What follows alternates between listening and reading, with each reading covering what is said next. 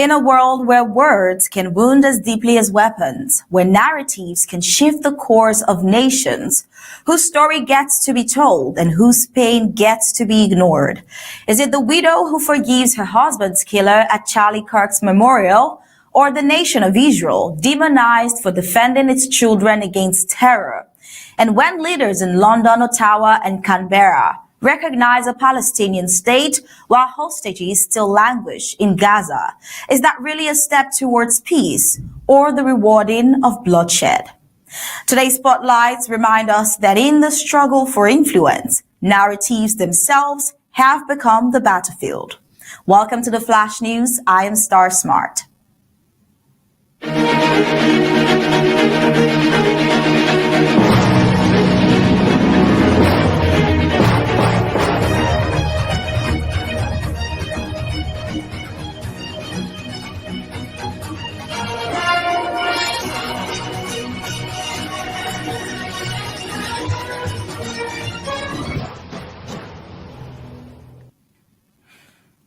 Well, October 1st marks a historic day for Southern Cameroon's Ambazonia, the day many in the territory regard as its true Independence Day before the botched union with La République du Cameroun. Across Southern Cameroon's preparations are underway for what is expected to be a massive commemoration. Now, this year's celebration comes at a politically charged moment.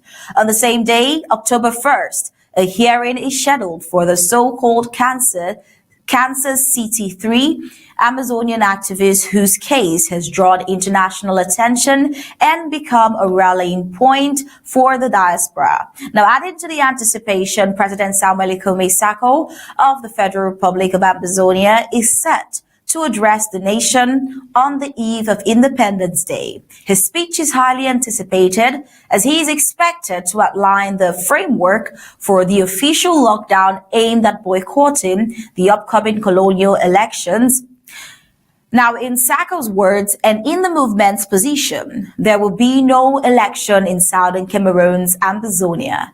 Meanwhile, preparations are also advancing for the Ambazonian Strategic Constituent Assembly, the ASCA, which convenes this weekend. Stakeholders and delegates from across the world are already making travel plans to attend the meeting. Organizers say logistics are being carefully put in place to ensure the assembly is a success, with discussions expected to shape the next phase of Ambazonia's political and diplomatic struggle. Well, as Independence Day for Ambazonia approaches, the combination of commemoration, courtroom drama, presidential directives, and high-level strategic meetings underscore the intensity of this year's event. For Amazonia, October 1st is not just a date on the calendar, it is a statement of identity, sovereignty, and defiance. Now, away from home front concerns and onto the global stage, let's take a listen to this clip first. I've always said that we will recognise a Palestinian state as a contribution to a proper peace process at the moment of maximum impact for the two-state solution. With that solution now under threat, this is the moment to act. So today, as part of this process towards peace, I can confirm the UK will recognise the state of Palestine by the United Nations General Assembly in September, unless the Israeli government takes substantive steps to end the appalling situation in Gaza, agree to a ceasefire, and commit to a long-term sustainable peace, reviving the prospect of a two-state solution. And this includes allowing the UN to restart the supply of aid and making clear that there will be no annexations in the West Bank. Meanwhile, our message to the terrorists of Hamas is unchanged and unequivocal. They must immediately release all of the hostages, sign up to a ceasefire, disarm, and accept that they will play no part in the government of Gaza. Well, that was a few months ago, but right now, it is no longer a futuristic plan because the United Kingdom, Canada, and Australia have formally recognized the state of Palestine in what is being called a historic shift in international diplomacy.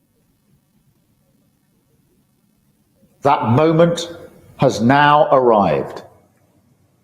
So today, to revive the hope of peace and a two-state solution, I state clearly, as Prime Minister of this great country, that the United Kingdom formally recognizes the state of Palestine. With the actions of Hamas, the Israeli government escalating the conflict, and settlement building being accelerated in the West Bank, the hope of a two-state solution is fading. But we cannot let that light go out. Well, as you heard, the United Kingdom's Prime Minister Keir Starmer, Canadian Prime Minister Mark Carney, and the Australian Prime Minister Anthony Albanese each declared that recognition was necessary to revive the hope of peace and a two-state solution. Now, this is the same action that the Prime Minister described as one, the Prime Minister of Israel, Benjamin Netanyahu, described as one that put Albanese's name in a history of weakness. Let's take a listen to his reaction at the time Albanese declared Palestine a state. Now, you've written a withering letter to Australian Prime Minister Anthony Albanese. Why do you believe history will remember him as a weak politician? Well, look, I'm sure he has a reputable record as a public servant, but I think his record is forever tarnished by the weakness that he showed in the face of these Hamas terrorist monsters. You know, when the worst terrorist organization on earth, these savages who murdered women, raped them, beheaded men, burnt babies alive in front of their parents, and took hundreds of hostages. When these people congratulate the Prime Minister of Australia, you know something is wrong. And in fact, it is wrong, because to offer them a state, when they had a state, a de facto state in Gaza, and they use it for murder, pillage, and monstrous crimes, is to reward terrorism. And I think that's a sign of weakness that, as I said, will tarnish the Prime Minister's record. Well, that was the Prime Minister of Israel, Benjamin Netanyahu's response to the time Albanese declared Palestine a state. Now, that's courtesy of Sky News on that interview with Shari there. But then we ask the question, is recognizing Palestine as a state truly a step towards peace? Or is it, as Israeli Prime Minister Benjamin Netanyahu warns, a dangerous reward to terrorism and to Hamas? Well, Netanyahu has been unequivocal. Recognition of a Palestinian state at this very moment sends precisely the wrong signal. Why? Because Hamas, a group the West itself designates as a terrorist organization, is still holding Israeli hostages, still firing rockets, still openly calling for Israel's destruction. Now, why should Hamas be rewarded with statehood after massacring Israeli civilians on October 7th, raping women, burning babies alive in front of their parents, and slaughtering entire families? Is a question Israel cannot help but ask. And it insists that it has gone to extraordinary lengths beyond what any other democracy would do to minimize civilian casualties in Gaza. From warning leaflets to phone calls to humanitarian pauses, Israel has followed procedures that no military in the world would normally consider, precisely to avoid civilian harm. Yet paradoxically, Israel finds itself demonized in the international press. Why is the only democracy in the Middle East condemned, while the terror group that began this war is now politically elevated, is a question that leaves to be answered. Well, Netanyahu argues that recognition at this stage effectively rewards Hamas for its brutality, undermining not only Israel's security, but the entire principle of fighting terrorism. Now, here is what the Prime Minister of Israel said in response to this decision critics call rash from these three countries. Let's take a listen. יש לי מסר ברור לאותם מנהיגים שמכירים במדינה פלסטינית לאחר הטבח הנורא ב7 באוקטובר. אתם מעניקים פרס עצום לטרור. ויש לי מסר נוסף עבורכם. זה לא יהיה. לא תקום מדינה פלסטינית ממערב לירדן. במשך שנים אני מנעתי את הקמתה של מדינת טרור זו מול לחצים אדירים, גם מבית וגם מן החוץ. עשינו זאת בנחישות ועשינו זאת בתבונה מדינית. לא כל שכן. הכפלנו את ההתיישבות היהודית ביהודה ושומרון ונמשיך בדרך זו. המענה לניסיון האחרון לכפות עלינו מדינת טרור בלב ארצנו, המענה הזה יינתן לאחר שובי מארצות הברית. Well, if violence leads to political legitimacy, the question is, what message does that send to extremists worldwide? Does it not say, kill, terrorize, take hostages, and the world will reward you with a state of your own?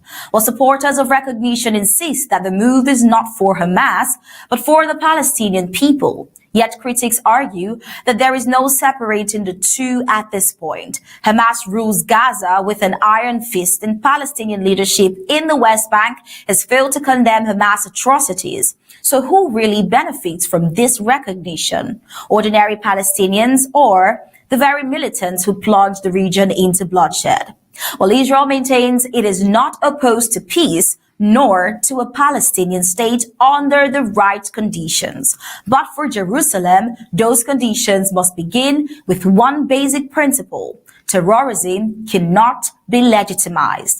Until Hamas is dismantled, until hostages are released, until Israel's right to exist is accepted, recognition is not a step towards peace, but a dangerous precedent that emboldens terror, are the remarks of Prime Minister Benjamin Netanyahu.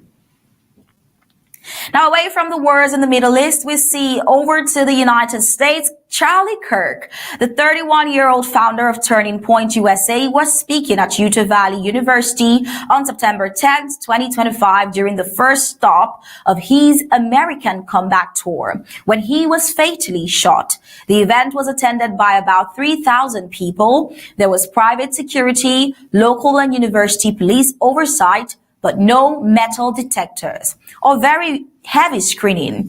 The ticketing was not rigidly enforced. In the days that followed, grief turned into mobilization, as many on the conservative side saw his murder as more than the loss of one activist, but as a symbolic attack on free speech and on their movement. Now, on September 21st, 2025, the public memorial was held at State Farm Stadium in Glendale, Arizona. Organizers expected tens of thousands. By many accounts, the stadium was filled to capacity. 63,400 and overflow had to be managed. Some reports suggest attendance of 90,000 or more, possibly pushing over 100,000 in or around the venue due to overflow. Now, thousands gathered for emotional Charlie Kirk's memorial led by Trump and widowed Erica. It was a scene of grief, faith and politics on full display as tens of thousands filled the State Farm Stadium in Glendale, Arizona. Now, for the memorial of Charlie Kirk, the 31-year-old founder of Turning Point USA, who was assassinated earlier this month, Kirk was gunned down on September 10th while speaking at Utah Valley University during the opening of his American comeback tour. Now, a shocking act of political violence that claimed the life of one of America's most polarizing conservative activists. We see the memorial on the 21st of September 2025. It drew an enormous crowd, with the stadium filled to capacity and overflowing attendance, pushing numbers towards 90,000, some estimates suggesting well over 100,000 gathered in and around the venue. Security was tight, with TSA-style screening in place, underscoring the magnitude of the movement. Now, at the heart of the memorial stood Erica Kirk, his widow, who now steps into the role of CEO and board chair of Turning Point USA. Well, let's take a listen to this. Hello. God bless all of you for coming here from all over the world. to honor and celebrate my Charlie.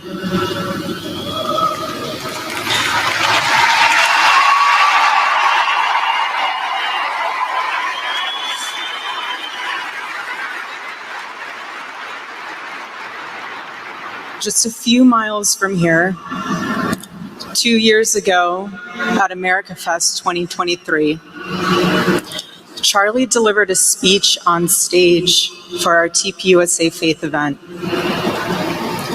Charlie loves speaking off the cuff. He was very good at that, without a script. So I personally didn't know what he was going to say. And what he chose to speak about that day was his submission to the will of God. He quoted one of his favorite Bible verses, Isaiah chapter 6, verse 8. "Here I am, Lord. Send me."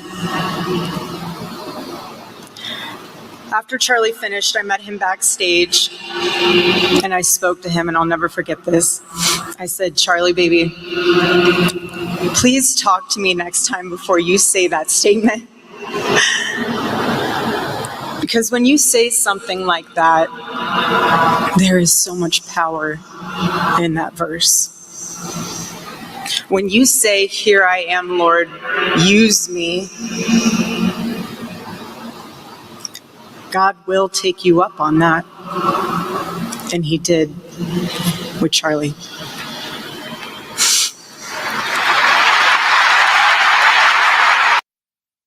Well, her tribute was raw and moving, recounting her pain and faith and stunning the crowd when she declared that she forgave the man accused of killing her husband.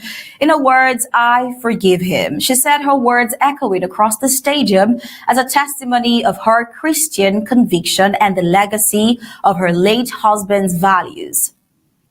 God's love was revealed to me on the very day my husband was murdered. On the afternoon of September 10th, I arrived at a Utah hospital to do the unthinkable, to look directly at my husband's murdered body. I saw the wound that ended his life. I felt everything you would expect to feel. I felt shock. I felt horror. And a level of heartache that I didn't even know existed. I also saw on his lips the faintest smile. And that told me something important. It revealed to me a great mercy from God in this tragedy. When I saw that, it told me Charlie didn't suffer. Even the doctor told me it was something so instant that even if Charlie had been shot in the operating room itself, nothing could have been done. There was no pain, there was no fear, no agony. One moment Charlie was doing what he loved, arguing and debating on campus, fighting for the gospel and truth in front of a big crowd. And then he blinked. He blinked and saw his Savior in paradise.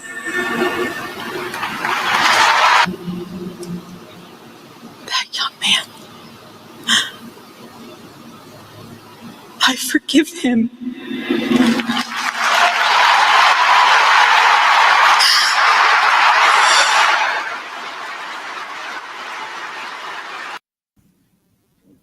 Well, President Donald Trump, when it was time for him to speak, called Erica strong in a rather humorous way, saying he couldn't forgive his enemies or pray them well. In his own words, let's take a listen. She wanted the best for them. That's where I disagreed with Charlie.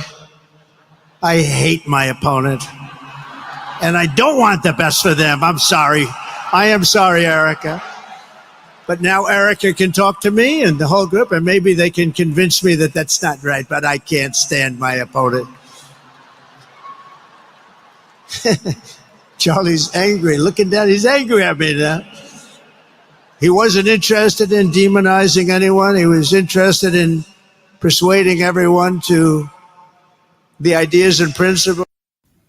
Well, the service also became a stage for America's most powerful conservative figures. Former President Donald Trump delivered the headline address calling Kirk a matter for American freedom and accusing the political left of fostering the climate of hatred that led to his murder. Now, his voice was silenced, but then his mission will live forever, Trump vowed, turning grief into a rallying cry. And so on that terrible day, September 10th, 2025, our greatest evangelist for American liberty became immortal. He's a martyr now for American freedom. I know I speak for everyone here today when I say that none of us will ever forget Charlie Kirk, and neither now will history.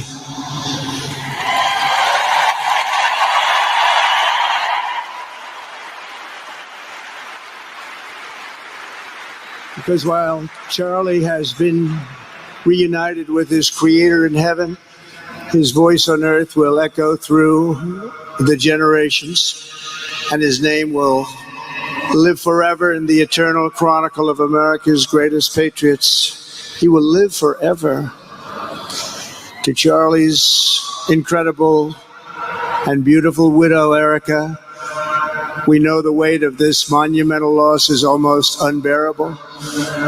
But even in the midst of heartache and pain too great to even fathom, you have somehow found the strength and deep faith to be a comfort to millions and millions of people. And thank you very much, Erica. Thank you very much. And that's a snippet of the President of the United States, Donald Trump's remark at that memorial for Charlie Kirk. But then also all the dignitaries were seen present. Vice President J.D. Vance also took the podium, and he also gave a very heartwarming speech talking about his close relationship with Charlie Kirk, remembering Kirk as both a friend and a fighter, urging the conservative movement to press forward with renewed determination.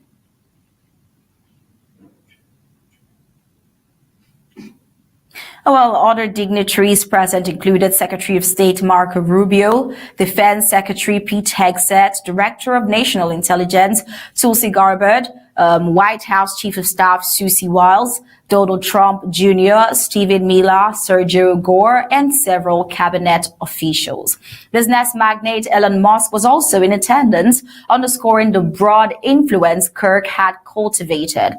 As a matter of fact, videos surfacing from the memorial of Charlie Kirk shows Elon Musk and President Trump rekindling their relationship. Let's have a glimpse of what this actually looked like.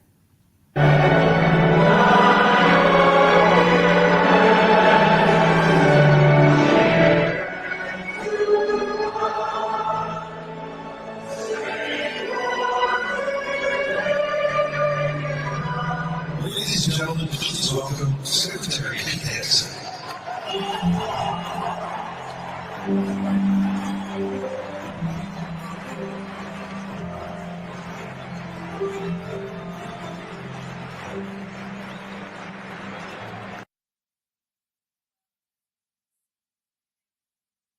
Relationship there with that warm hug and greetings. But then something also remarkable shows that the widowed Mrs. Kirk actually has stirred in the hearts of people a heart of forgiveness, because we also saw later on that Elon Musk posts on social media saying, "Forgive us our trespasses as we forgive those who trespass against us." And we can see that the event combined religious tones with political firepower, part revival, part remembrance, and part declaration that Kirk's death would not silence his movement. And what began as an evening of mourning became a defining moment in the conservative movement. To his supporters, Charlie Kirk, his death is not just the loss of a man, but the loss of a symbol, one that they say will inspire even greater energy in their fight for America's future. Now, his widow's forgiveness, Trump's promise, and the turnout of thousands together turn the memorial into a profound marker of both tragedy and defiance. And that over to what else is happening on the political space when it comes to Donald Trump's proclamations and presidential decree. We see another interesting one now away from Charlie Kirk. On September 19th, 2025, President Donald Trump signed a presidential proclamation that dramatically raised the cost of applying for new H-1B visas, setting a $100,000 fee for each employer petition submitted for a foreign worker outside the United States. The move aimed at rolling out September 21st affect only new applications. Existing visa holders and renewals are exempted. Now, the announcement sent immediate shockwaves through the global tech community, especially in India, which held over 70% of H-1B holders in fiscal year 2024. IT firms, industry bodies, government leaders, professionals, and public figures weighed in with criticism and concern. Zoho's founder, Sridhar Vembu, speaking on social media, was among the most vocal. He urged Indian tech professionals in the United States to consider returning to India. Drawing parallels to the partition of 1947, Vembu expressed that though rebuilding might take up to 5 years, doing so would make people stronger. He encouraged them not to live in fear, but to make the bold move. India's government also responded briskly. The Ministry of External Affairs warned of humanitarian consequences, citing the fee hike potential to disrupt families and long-standing ties and partnership, including Telangana's Transport Minister Poonam Prabhakar, Congress MP Malu Ravi, and IT and Industries Minister D. Sridhar Babu urged the central government to act, calling for diplomatic engagement and special parliamentary attention. Now, some describe the policy as an almost death blow to the aspirations of young Indian professionals. Industry bodies were also alarmed. NASSCOM, India's major tech industry association, noted that the clarification from the United States that existing holders and renewals are exempt has helped ease some uncertainty. However, it warned that operations could be disrupted, especially for firms relying on new H-1B petitions, and raised concerns about cost pressures, project timelines, talent mobility, and the viability of cross-border work. Stock markets reacted as well. Shares of major Indian IT firms such as Infosys, Tata Consultancy Service, Wipro, and HCL Tech saw declines amid fears that their United States projects and hiring strategies will be severely impacted by the fee raise. Now, on the United States side, business groups, including the United States Chamber of Commerce, flagged the policy as disruptive, warning that it could make hiring foreign talents prohibitively expensive for many companies, slow innovation, hurt workforce stability, and push firms to rethink their hiring models. Now, despite widespread dismay, some have tried to see opportunity. Vebu, for example, encouraged Indians not only to return, but to build and strengthen India's tech ecosystem, arguing that this moment could mark a turning point. Others in the Indian industry similarly see these as an incentive to expand domestic talent development and reduce dependency on foreign visa-driven placement. And so, from commemorations in courtrooms to diplomatic statements and contested elections, today's stories remind us how deeply narratives indeed shape both perspective and power. The world watches, debates, and reacts, but then the truth as always lies somewhere between hope and hard reality. And with that, we draw the curtains to a close. This has been the Flash News. Thank you for joining in. Until next time, do have a great day.